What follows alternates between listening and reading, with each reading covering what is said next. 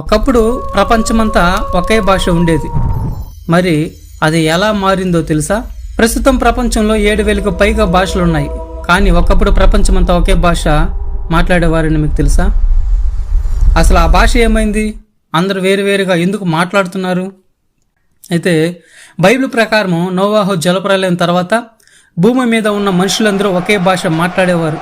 వారందరూ కలిసి ఒకే చోట చేరి దేవునికి వ్యతిరేకంగా ఆకాశాన్ని తాకే ఒక గొప్ప గోపురాన్ని కట్టాలనుకున్నారు. దాన్నే బబులోను గోపురం అంటారు.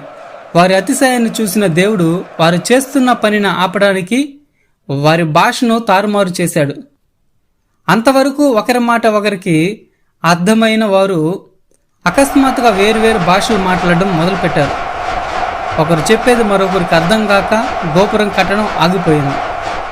అక్కడి నుండి మనుషులు భూమి అంతటా విడిపోయారు. అలా ప్రపంచంలో రకరకాల భాషలు పుట్టాయి.